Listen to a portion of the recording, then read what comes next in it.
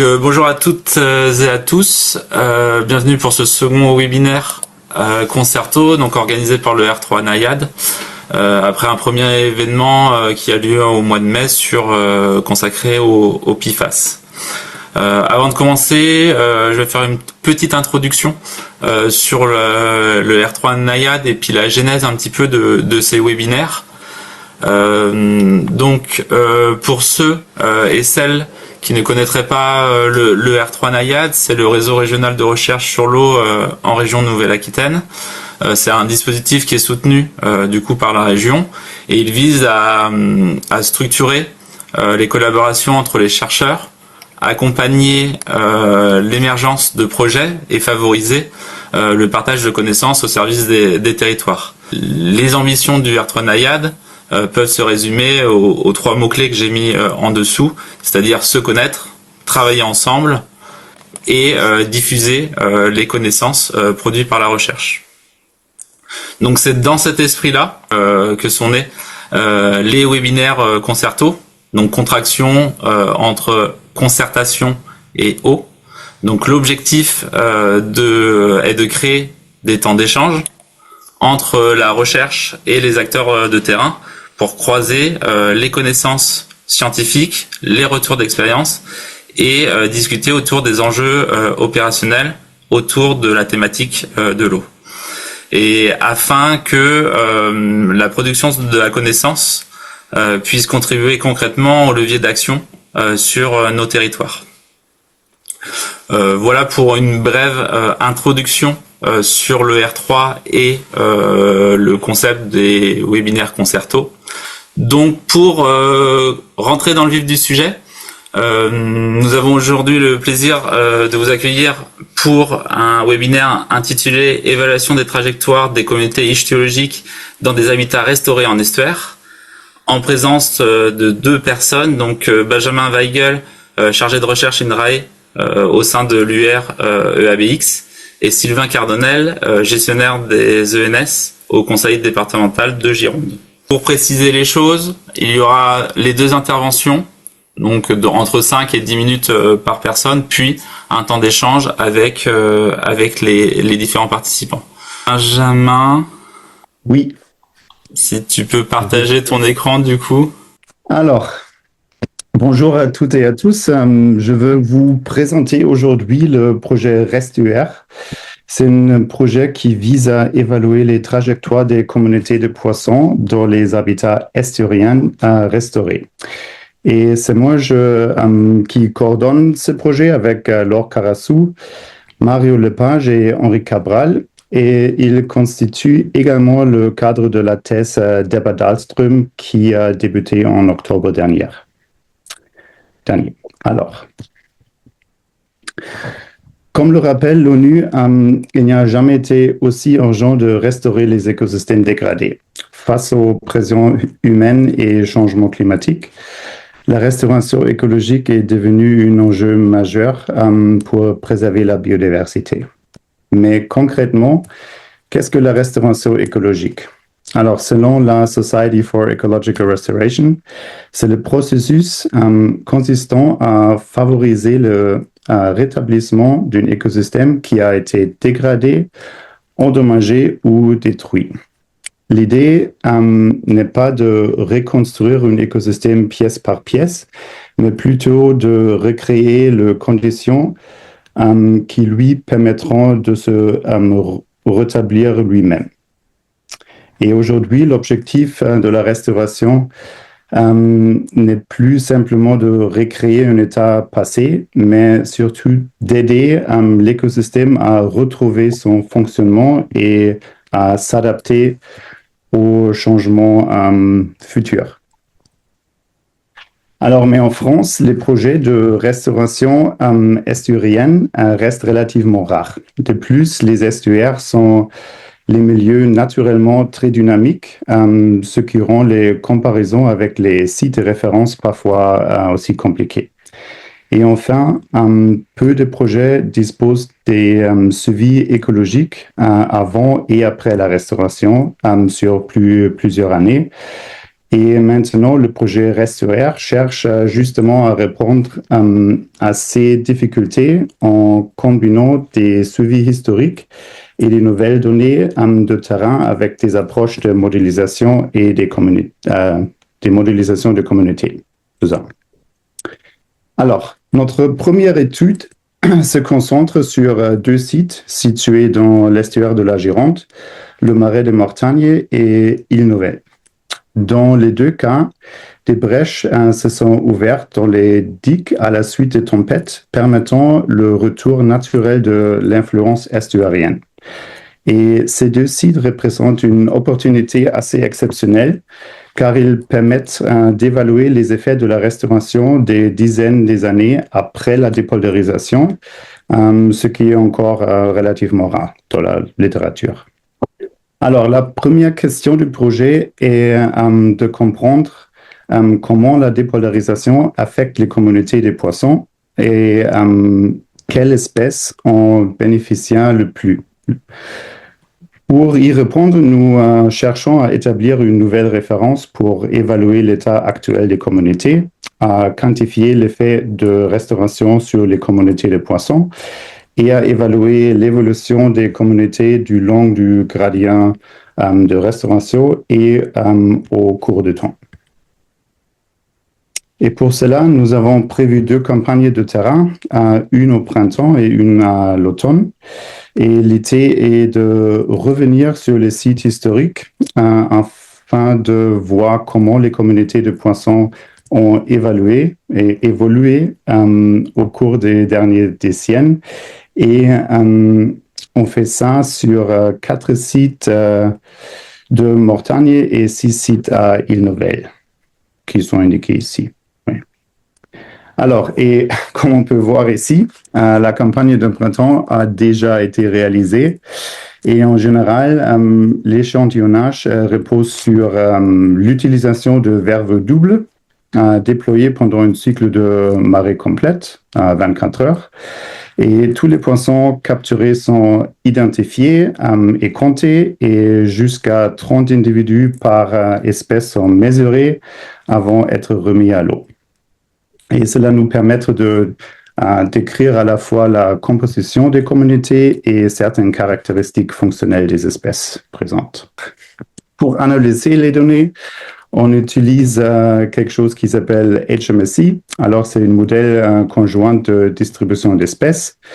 Et juste pour dire, c'est une approche qui permet d'étudier simultanément les réponses de l'ensemble de la communauté aux gradients environnementaux et de la restauration, tout en tenant compte à la fois des facteurs abiotiques et biotiques entre les espèces. Et en résumé, on peut dire que c'est un outil qui est particulièrement adapté pour comprendre comment les communautés s'assemblent et évoluent face aux changements environnementaux. L'un des enjeux de ce projet est que la restauration est un processus qui se déroule sur plusieurs années. Pour en tenir compte, nous représentons l'effet de la restauration comme une fonction du temps écoulé depuis la brèche, plutôt que comme une simple différence entre sites restaurés et non restaurés. Et sa forme ici, ça s'appuie sur les travaux précédents réalisés sur ces sites et sur les trajectoires observées après la dépolarisation.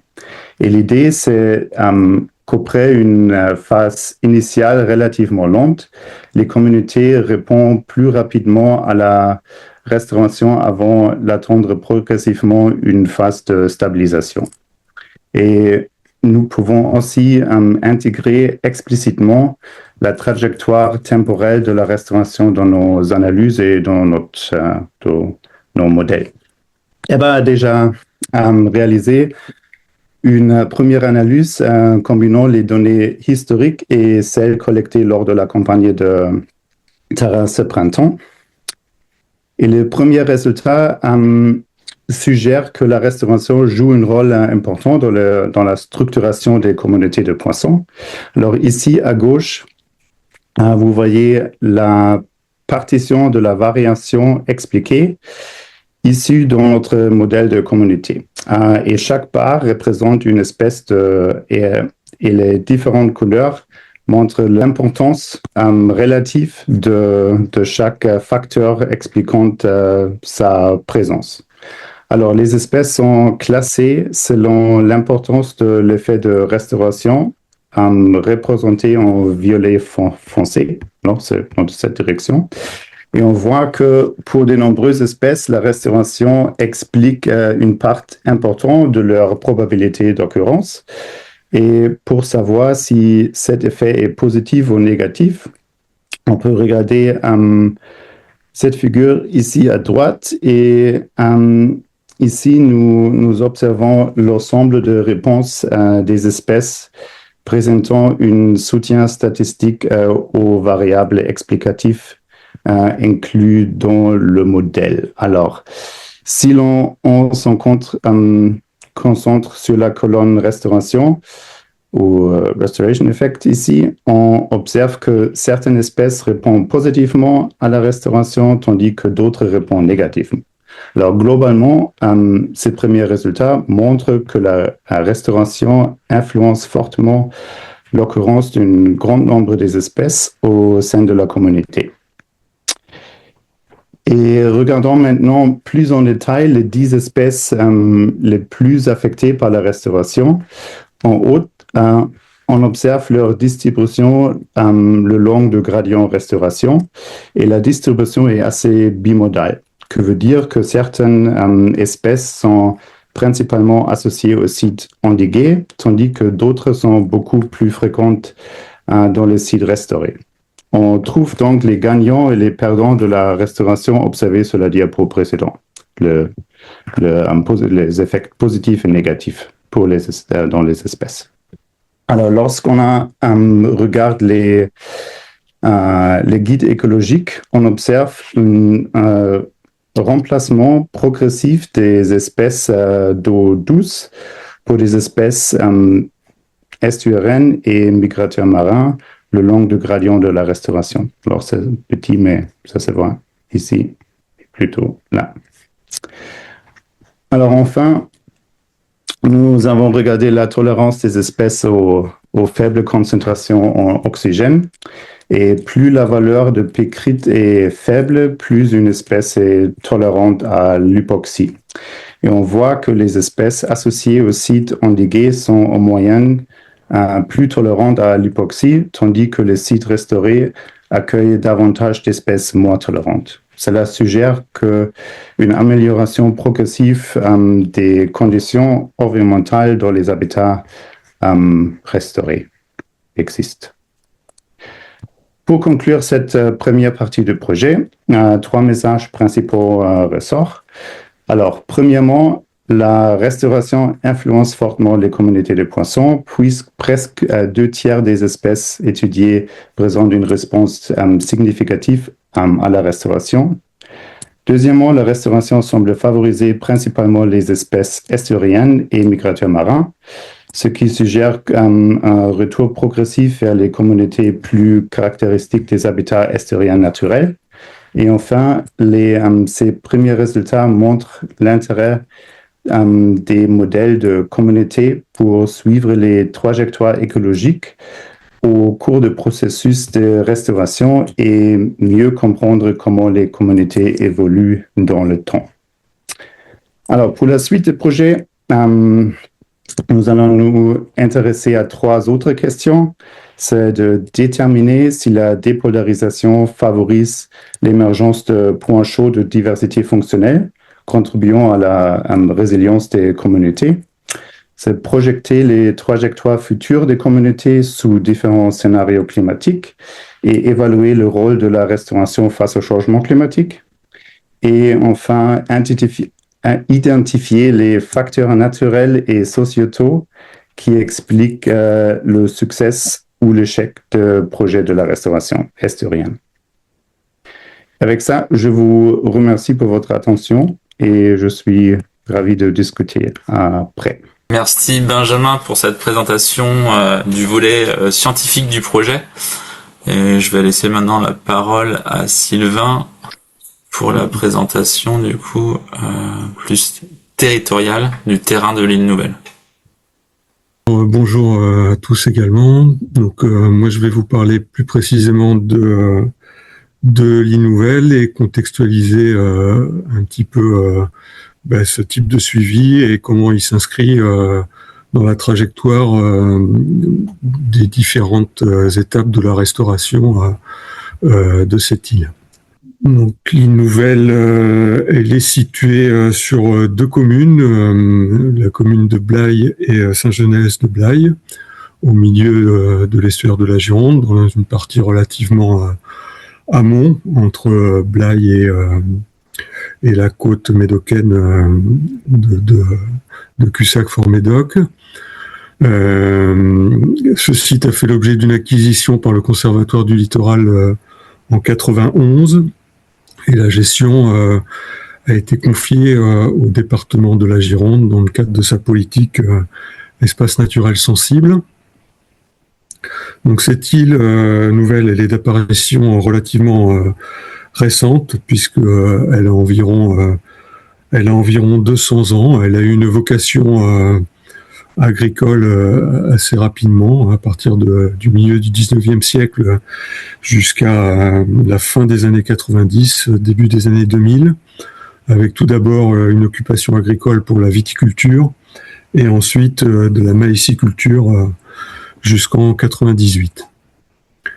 Donc pour les deux collectivités, pour la collectivité territoriale qui est le département et puis le CDL, organisme d'État, il a été mis en œuvre un projet de valorisation et de renaturation de cet espace agricole, avec, pour schématiser, une partie nord qui va être laissée à la libre évolution et une partie sud en marais endigués. Donc pour construire ce projet de valorisation et de renaturation, on a eu de nombreux échanges techniques avec notamment une ONG hollandaise qui s'appelle Nature Monumenten, qui gère un site similaire dans l'estuaire de la Meuse, qui s'appelle l'île de Tiengemeten. Et on s'était rencontrés dans le cadre d'un projet, dans le cadre d'un échange partenarial de gestionnaires d'espaces naturels qui s'appelait Eurosite. Donc après, il y a deux événements qui ont été marquants pour l'histoire de l'île Nouvelle assez récemment. C'est la tempête de 99 avec une submersion et la création d'une brèche qui a été réparée. Et la tempête Xynthia en 2010, pour lequel il y a eu une submersion avec la création d'une brèche sur la partie nord de l'île, mais qui cette fois n'a pas été réparée, puisque ça allait dans le sens de l'histoire de notre projet de renaturation. Donc ce site est ouvert au public depuis 2008. Il y a donc une gestion différenciée entre la partie nord qui correspond à l'île Bouchot en libre évolution. Donc c'est la zone qui a été reconnectée par une brèche qui a été créée par la tempête Xynthia en 2010. Et une zone sud qui correspond à l'île Sampin, où là on est sur du marais endigué, avec deux vannes qui nous permettent d'alimenter en eau deux casiers hydrauliques. Donc une fois qu'il y a eu cette brèche en 2010 et qu'on a commencé que cette partie nord de l'île Bouchot, a commencé à être reconnectée à l'estuaire au gré des marées par le biais de cette brèche, on a lancé un premier programme de recherche pluridisciplinaire sur 3 ans, avec différents volets. Un volet pour contextualiser d'un point de vue géologique et hydrogéologique l'île Nouvelle, avec le BRGM. On a cherché à voir quelles étaient les dynamiques sédimentaires dans cette zone de brèche et au nord de l'île, avec l'ADERA, le laboratoire EPOC, et puis Géotransfert, devenu ASI aujourd'hui.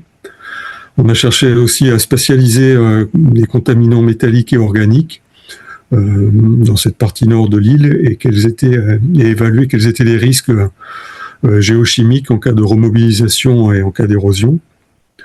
On a travaillé aussi à documenter l'évolution de la couverture végétale de l'île par télédétection spatiale. Donc ça, c'est un volet qui a été traité par Géotransfert également. Et on a travaillé sur les effets de la dépolarisation sur les poissons et les macrocrustacés. Donc un volet qui a été traité par l'INRAE et qui a donné l'occasion de la rédaction d'une thèse pour Alain Lechêne, qui travaillait à cette époque pour l'IRSTER. Et enfin, il y a eu un volet sciences humaines et sociales avec une analyse de cette politique de gestion qui visait à la renaturation de l'île Nouvelle. Donc là, pour vous donner à voir un petit peu comment a évolué cette zone de coursive et d'érosion, enfin de reconnexion sur la partie nord de l'île. Donc on a une première photo à gauche de la zone de la coursive en novembre 2010, où là on était en pleine érosion régressive avec des profils de berges relativement abruptes, et une photo à droite en août 2024, où là on voit que les profils ont évolué. On a des profils beaucoup plus doux, une zone de vasière, et puis une zone qui s'est fortement revégétalisée et qui fait l'objet, qui est aujourd'hui devenue une zone de marais intertidale. Ce site de l'île Nouvelle, il est également un site pilote pour le Conservatoire du littoral dans le cadre du projet Life Adapto. Il y avait 10 sites à l'échelle de ce LIFE et 2 sites dans l'estuaire de la Gironde, le polder de Mortagne, sur lequel travaille également l'INRAE dans le cadre du programme Restuaire, et l'île Nouvelle. Donc un site pilote dans le cadre de la gestion, entre guillemets, de la gestion souple du trait de côte, mais plutôt pour le cas de l'île Nouvelle, l'adaptation au dérèglement climatique et l'élévation du niveau de la mer. Et enfin, donc on a poursuivi, pour faire un focus sur les suivis sur la faune piscicole, donc il y a eu différentes étapes et différents suivis. Donc les premiers suivis menés dans le cadre du programme de recherche pluridisciplinaire que j'ai évoqué au début, et des suivis sur la partie sud menés dans le cadre du plan national anguille avec Migado, quand on a cherché à rendre plus transparent ces vannes à la migration des civelles et leur permettre d'utiliser cette zone de marais endigués en zone de nurserie. Il y a eu ensuite des suivis de 2019 à 2022 dans le cadre du projet Inotop et dans le cadre du projet Life Adapto avec l'INRAE. Et désormais, depuis 2025, les suivis qui sont présentés par Benjamin dans le cadre du projet Restuaire. Voilà, donc pour nous, en tant que gestionnaire de cet espace naturel, ces différents suivis, ils s'inscrivent dans le cadre du plan de gestion en cours 2021-2030, donc avec des objectifs à long terme, dont un qui est d'optimiser la capacité d'accueil des vasières et des berges de l'île pour la flore endémique, les mammifères semi-aquatiques et la faune piscicole, et un programme d'action qui vise notamment à poursuivre le suivi de la faune piscicole et de son évolution dans le cadre de l'évaluation de la gestion du site. Et des actions qui sont liées à la gestion qui privilégie la libre évolution sur la partie bouchot et la poursuite de l'évaluation des bénéfices écosystémiques de la renaturation sur cette partie de l'île. Je vous remercie de votre attention et je suis à votre disposition pour répondre à vos questions. Merci Sylvain pour cette présentation des différents suivis sur l'île Nouvelle. Je vois dans le chat une première question. Alors souvent c'est la première question qui est la plus dure pour lancer un petit peu les discussions. Une question pour Benjamin. Considérez-vous des données génétiques dans votre approche? Non, pas pour l'instant. Alors ça a 2 côtés. Le premier côté, c'est on essaye de rester le plus près possible de protocole historique pour faire la suivi le plus proche, le plus comparable. Mais ça veut dire pas que c'est pas possible. On a juste pas fait. Je peux envisager en général de faire une étude comme ça avec de ADNE, par exemple, dans les sites différents. Mais on considère pas ça du tout pour le moment. 2 questions en stock, si vous voulez. Je suis un peu partie prenante du projet, mais tant pis, justement. C'est pour donner des pistes. Alors peut-être une question qui s'adresse à Sylvain, du coup. Est-ce que tu pourrais nous dire finalement quels apports, les choix de gestion qui sont réalisés, qui ont été réalisés dans le passé ou qui seront réalisés dans le futur sur l'île Nouvelle, quelles sont pour vous la plus-value finalement des opérations de recherche telles que l'a montré Benjamin? De quelle manière vous intégrez un petit peu ces partenariats avec la recherche ensuite dans les choix de gestion qui peuvent être réalisés, soit sur l'île Nouvelle, soit peut-être sur d'autres espaces naturels sensibles dont la gestion serait confiée au département? Oui, je peux tenter de répondre à cette question. L'île Nouvelle, en tout cas, depuis qu'on a la gestion de ce site, on l'a toujours considéré comme un site qui avait vocation à accueillir la recherche. Donc, on a eu cette formule à un moment de laboratoire à ciel ouvert, mais pour nous, c'est véritablement ça. En fait, on est ouvert à la recherche pour documenter ce qui se passe sur les différentes communautés faunistiques de l'île. Donc effectivement, là, nous, la partie poisson, on n'est pas spécialiste, on n'a pas ces compétences, nous, dans le personnel qui a affecté la gestion de ce site. Donc c'est pourquoi on s'est tourné vers l'INRAE, qui est un organisme de recherche qui travaille sur les communautés de poissons. Voilà, nous, ça nous permet après d'orienter effectivement notre choix de gestion, enfin, en tout cas, de documenter et de comprendre ce qui se passe, et dans la gestion adaptative de ce site, éventuellement de réorienter des choix de gestion, ou au moins d'expliquer pourquoi on a fait ces choix-là et qu'est-ce qui permettent en termes de restauration et de renaturation aujourd'hui. Et après, sur les autres sites, mais on n'a pas véritablement d'espaces naturels qui sont connectés aux systèmes estuariens, donc il n'y a pas forcément de réplication sur nos sites ailleurs en Gironde. Merci. Et il y a une autre question. Alors, de Sandrine. Pourriez-vous présenter un peu plus le projet Adapto et quel lien avec le projet Restuaire? Alors ça, c'est une bonne question pour Laure. D'accord. Du coup, c'est moi qui pose les questions et qui réponds. Oui. En fait, Restuaire, c'est une suite logique à ce qu'on a fait. Enfin là, parce que je travaille dans la même unité que Benjamin à INRAE, ABX, pour expliquer pour ceux qui ne connaissent pas. En fait, d'abord, on a commencé à travailler sur les poissons sur l'île Nouvelle et Mortaine dans le cadre de la thèse d'Alain Lechêne. Donc ça avait été un programme soutenu directement par le département, ce que Sylvain appelle le programme ADERA. Ensuite, on a poursuivi ces mêmes travaux à INRAE ABX dans le cadre d'Adapto, mais cette fois en focalisant sur la fonctionnalité trophique du milieu du point de vue des poissons marins. Et cette convention Inotope était intégrée, en fait, a été financée directement par le programme Adapto. Donc le programme Adapto, c'est un programme LIFE, financé par l'Union européenne et qui a été porté par le Conservatoire du littoral à ce moment-là. Et maintenant, il y a un deuxième projet qui s'appelle Adapto Plus, qui est aussi porté par le Conservatoire du littoral, qui vise aussi à promouvoir des solutions de gestion souple du trait de côte ou des solutions fondées sur la nature au sens plus large à l'échelle d'autres territoires sur la façade métropolitaine, Méditerranée, Manche-Atlantique et aussi dans les dômes. Donc en fait, finalement, Restuaire est une perspective directe issue des travaux qu'on a pu mener dans le cadre d'Adapto avec nos partenaires, le conseil départemental et le conservatoire. Voilà. Et maintenant, on est aussi dans Adapto Plus, du coup, puisque le partenariat a bien fonctionné. Et donc, sur Adapto Plus, on s'intéresse à d'autres sites dans d'autres estuaires français et aussi d'autres types de côtes, finalement, y compris notamment des sites en Méditerranée et des sites aussi de mangroves en Martinique. Voilà. Donc, l'emprise est beaucoup plus large et on s'intéresse pas que aux poissons là-dedans. On est plutôt sur des développements d'outils d'aide à la décision, au sens large.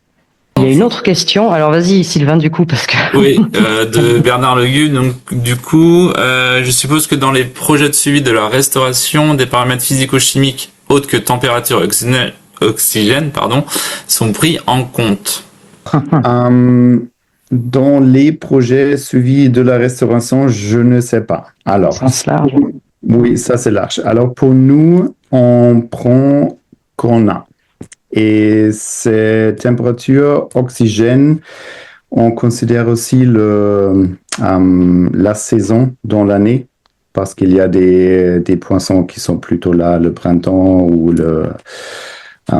l'automne, et des effets spatio-temporels et des effets stochastiques. Mais pour les physiochimiques, c'est salinité, température, oxygène, si on a. Alors maintenant, on utilise juste comme caractéristique de l'espèce le pécrite, la vulnérabilité des espèces à hypoxie. Mais on n'a pas beaucoup de données physiochimiques pour aider. C'est comme ça. Alors, on a vu dans la figure à gauche que salinité joue un rôle à expliquer l'occurrence de l'espèce, bien sûr, mais l'effet, et il n'y a pas beaucoup des effets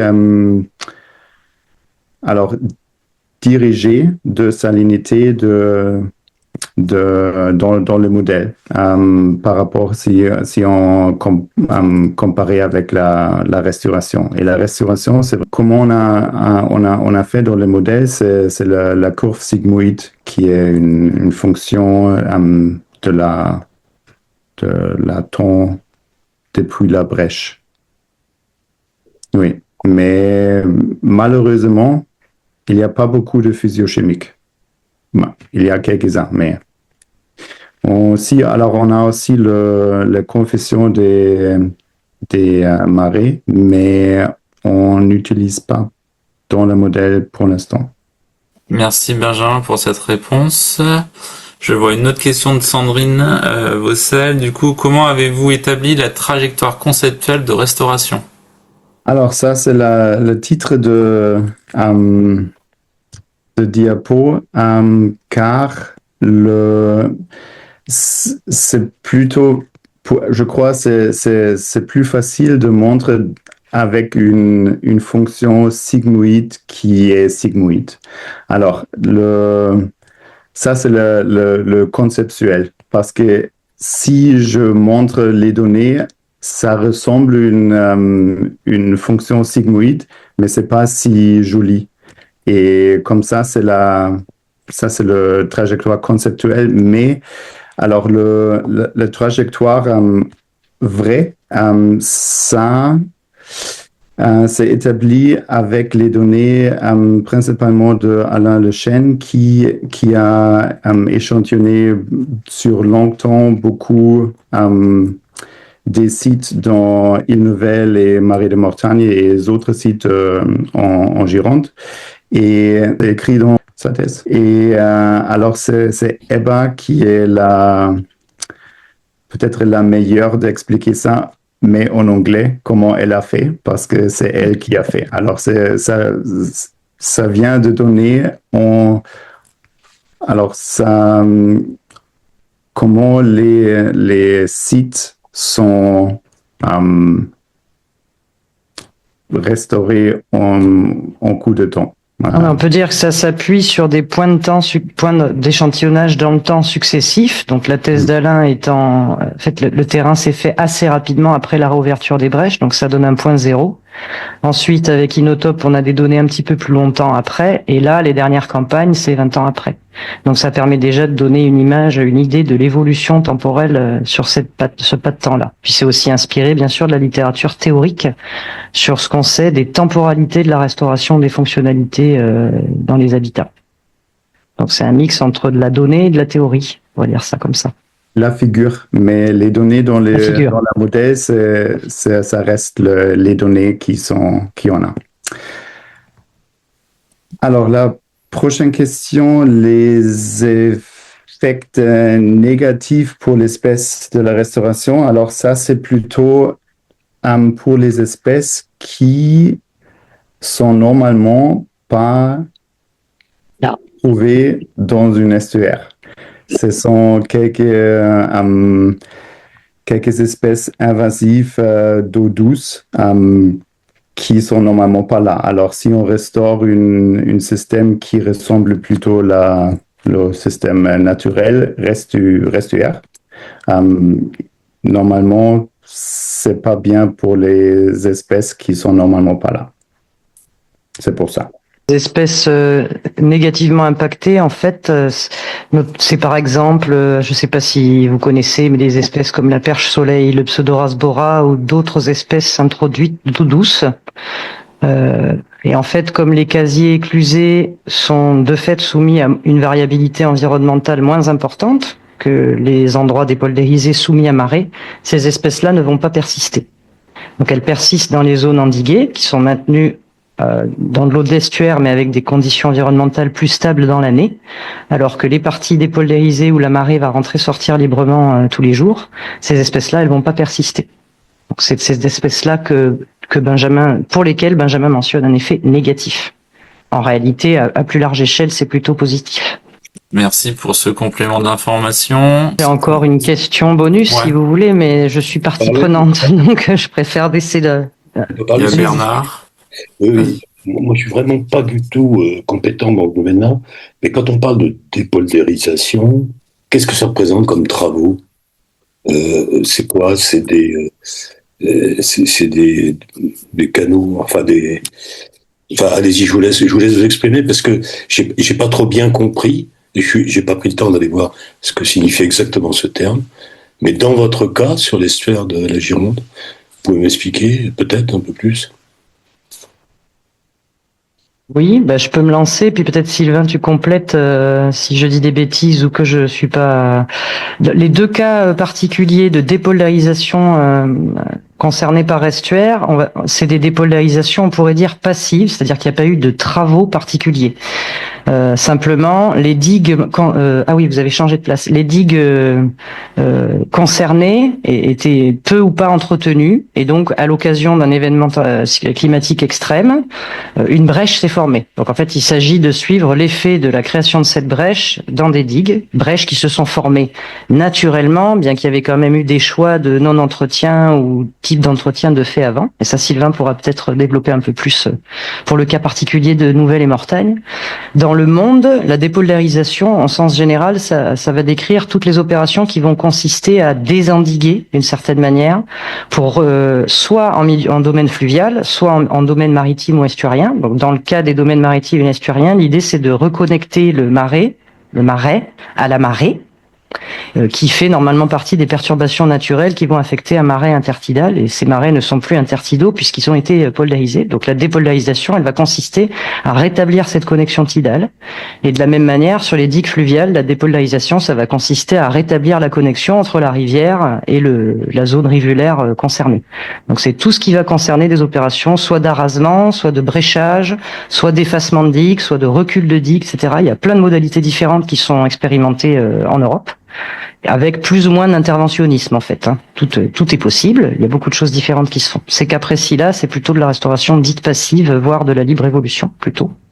Et peut-être Sylvain, tu peux compléter si tu veux par rapport au choix qui avait été porté au moment où la question s'est posée sur l'île.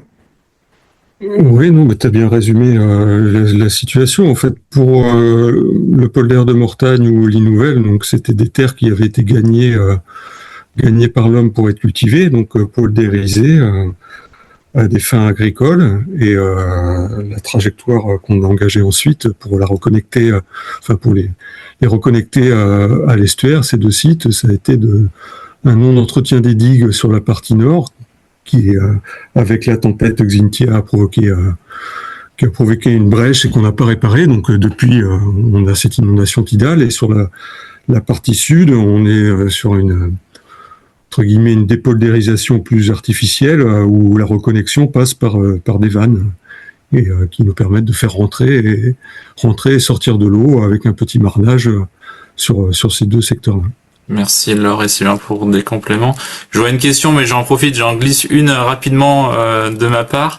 Est-ce qu'il y a d'autres sites, on va dire, qui pourraient être dépoldérisés naturellement, ou on va dire comme on disait, en laissant on va dire vieillir la digue et créer une brèche entre guillemets, ou le laisser oui, je sais pas comment formuler, mais laisser naturellement sur l'estuaire de la Gironde, ou des sites qui pourraient être en devenir sur d'autres sites à restaurer comme ça, ou à suivre. Enfin, le Conservatoire du littoral, notamment, a d'autres sites sur l'estuaire de la Gironde, mais je connais pas précisément quelle stratégie ils envisagent par rapport à leur site. Mais je pense que c'est quelque chose qu'ils ont en tête, puisqu'ils sont vraiment dans une réflexion d'adaptation de ces espaces au réchauffement, au dérèglement climatique, et voir comment on peut se servir de ces sites pour les restaurer. Ils ont pas mal et puis il y a des sites qui sont discutés, concernés certainement effectivement par le Conservatoire du littoral à l'échelle de l'estuaire ou ailleurs. Il y a eu d'autres opérations de dépolarisation menées ailleurs que dans l'estuaire de la Gironde en France, notamment en Bretagne ou en Normandie. Il y a des cas d'études aussi là-bas. À l'échelle européenne, en France, on n'est pas en avance, disons, mais c'est pas forcément que ce qu'il faut faire. Mais quand on compare le nombre de cas, il y a des études d'un labo de géographie à Paris qui s'appelle le laboratoire de géographie physique, et notamment Lydie Golder-Janella qui travaille beaucoup là-dessus, qui avait fait des états des lieux historiques. En fait, il y a quand même la dynamique la plus forte pour l'instant, c'est plutôt Belgique, Pays-Bas, Allemagne, Angleterre. Il y a de grands programmes nationaux lancés dans ces pays-là, qui incluent un certain nombre de modalités de gestion nature-based, on va dire, dont la dépolarisation, mais pas que. En France, ça reste encore un peu timide parce qu'il y a un attachement culturel très fort au paysage de marais endigués. Voilà, et que les façons de faire, les cultures ne sont pas les mêmes, la modalité de prise de décision ne sont pas non plus les mêmes, c'est pas les mêmes acteurs. Tout ça prend des années, il y a aussi beaucoup de concertation à imaginer avec l'ensemble des acteurs. Mais c'est des questions qui vont se poser dans l'estuaire de la Gironde et qui se posent déjà. On a déjà des perspectives de réflexion sur des projets à peu plus large échelle, au-delà des cas de Mortagne et Gironde en cours dans l'unité, sur ces questions. Oui, et puis on voit que le cas de l'île Nouvelle, il y a un suivi aussi historique qui permet aussi d'avoir sur un même site un suivi on va dire long terme. Alors je sais pas si c'est long terme ou moyen terme, mais de voir, et on le voyait bien, je pense, dans la présentation de Sylvain aussi, que en parallèle de la gestion pure, le fait qu'il y ait des projets de recherche avec différentes équipes, avec différentes compétences, ça permet aussi d'avoir ce suivi chiffré. Souvent, c'est un petit peu le problème sur ce type de restauration, c'est qu'il n'y a pas forcément de chiffrage ou de mesures fines, peut-être sur un même site et sur un long terme.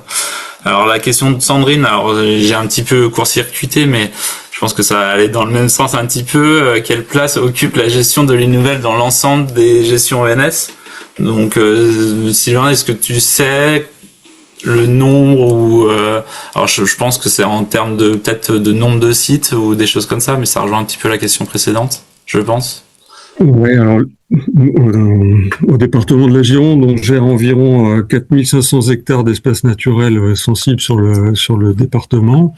Après, on a donc deux sites assez importants du Conservatoire du littoral, qui sont donc l'île Nouvelle dont j'ai parlé, et puis le domaine de Certes et Graveyron sur le bassin d'Arcachon. Donc le département est gestionnaire historique de ces deux sites du Conservatoire du littoral, mais après oui, on a une quarantaine de sites, une quarantaine d'espaces naturels sensibles en gestion. Moi, sur le périmètre où j'interviens, c'est-à-dire sur le Nord Gironde, estuaire, Médoc et Blayais, on a 18 sites et ça recouvre 1800 hectares. Voilà, je ne sais pas si c'était dans ces termes-là qu'était posée la question, en termes surfaciques et quantitatifs, mais... Et moi, je l'ai interprété comme ça. Alors après, il y a peut-être la question de coûts investis au suivi. Alors, je sais pas si c'est sur ce volet financier aussi ou pas. Si tu as quelques chiffres éventuellement, ou des gros chiffres ou des grosses fourchettes.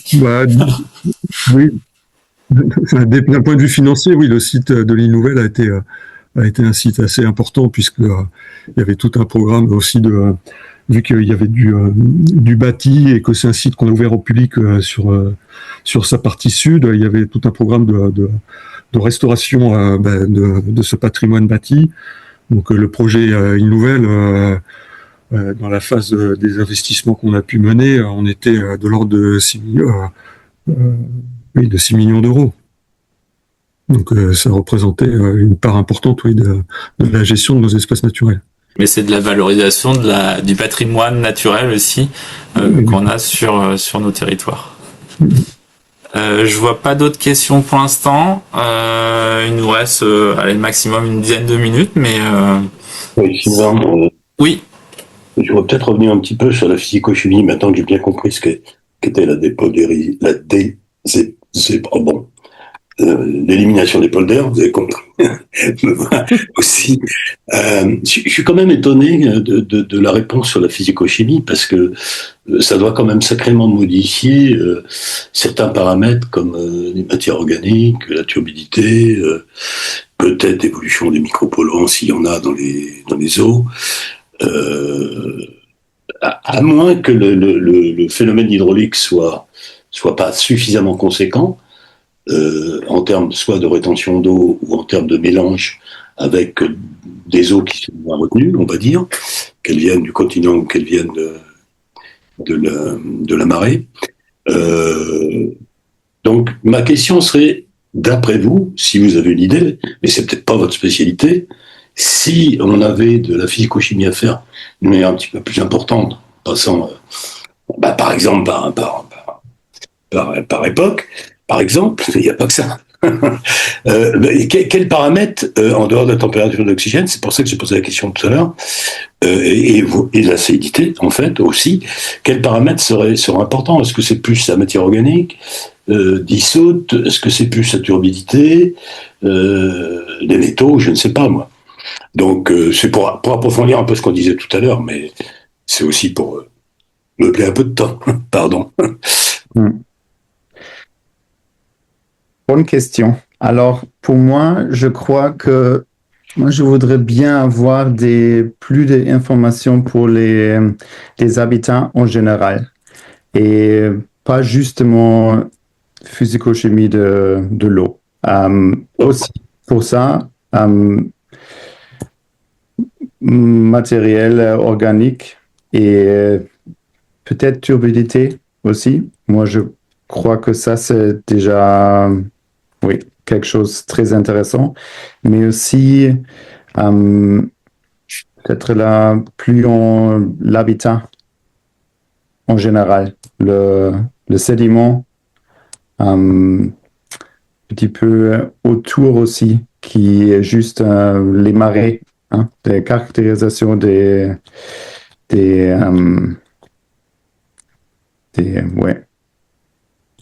Peut-être pour compléter aussi un petit peu, en fait, dans les cas de dépollution, bien sûr, comme on est bien souvent sur des anciennes parcelles agricoles, bien entendu, sont mesurés quand même un petit peu les risques, Sylvain l'a mentionné au début sur le premier programme, les risques de relargage d'anciens polluants organiques sur des sols anciennement agricoles sont quand même regardés. Donc ça a été fait, ça, dans le cadre du premier programme, tout de suite après la réouverture, puisqu'il y avait des inquiétudes, comme l'île était anciennement utilisée pour de la viticulture, puis de la maïsiculture. Et donc c'est EPOC qui a fait les mesures. Donc il y a eu des mesures sur les contaminants métalliques et les contaminants organiques. Et dans aucun des deux cas, en fait, les concentrations mesurées dans les sédiments anciennement exploités en agriculture n'étaient signifiantes par rapport au bruit de fond géochimique ambiant dans l'estuaire. Voilà. Donc ça, il y avait pas de risque particulier finalement de polluer encore plus l'estuaire finalement en réouvrant la pêche. Et en général, dans tous les suivis de dépollution, c'est ce qui est fait en amont, parce que lorsqu'on veut mener ce genre de projet sur des parcelles qui ont été donc longtemps et historiquement exploitées par l'agriculture, il peut y avoir des restes de pollution par les pesticides. Dans les cas de zones anciennement industrielles, par exemple, d'autres types de polluants. Puis aussi y avoir un phénomène de tassement des sols qui peut aussi modifier les caractéristiques des sédimentaires eux-mêmes. Et ça va jouer aussi sur la trajectoire de recréation derrière de zones en eau, de chenaux, etc. Bon, là, dans le cas de l'île Nouvelle, la coursive a évolué par elle-même naturellement, et ça a effectivement bien érodé, et c'est en constante évolution, hein, ça se voit, hein, d'une manip à l'autre, on voit bien que le chenal continue à bouger un petit peu, voire même à commencer à s'approfondir, à créer des petits chenaux secondaires. Mais c'est des points de vigilance à avoir en tête. Et après, je dirais qu'au-delà de la chimie elle-même, des polluants, il y a toute une partie sur effectivement l'hydromorphologie à considérer. C'est-à-dire la quantité de sédiments qui rentre, qui sort, tout ça va évidemment jouer un rôle sur les phénomènes ensuite après réouverture. Est-ce que ça va plutôt s'éroder ou plutôt dans combien de temps on va être sur une phase d'équilibre et donc commencer à avoir de l'accrétion, etc. Donc il y avait eu aussi tout un volet sur l'hydrosédimentaire par époque dans le cadre du même programme. Donc il y avait tous les labos de chimie qui étaient intervenus sur la partie polluant et tous les spécialistes des modèles hydrosédimentaires qui avaient calculé un petit peu la quantité de sédiments qui rentraient, qui sortaient, etc. Pour essayer de prévoir finalement ce qu'allait devenir la coursive. Donc il y a un livret technique qui résume tout ça et on avait produit dans le cadre d'Inotope. Voilà, c'est pas nos travaux, hein, mais c'est les travaux des collègues d'autres disciplines. Merci Laure pour ce complément. Mais c'est vrai qu'en complément de cette réponse-là, bon, les études, elles ont une dizaine d'années, une quinzaine d'années là, je pense, quand Sylvain il a montré que ça soit côté époque, LPTC ou côté promesse, bah, actuellement promesse. Et c'est vrai que ça pourrait venir compléter de dire, bah, on va dire 20 ans après, de refaire on va dire un état initial et un état, on va dire, actuel pour voir en fonction des modèles qui existaient à l'époque, comment ça a évolué, est-ce que on avait bien chiffré, etc. Ça pourrait éventuellement venir compléter.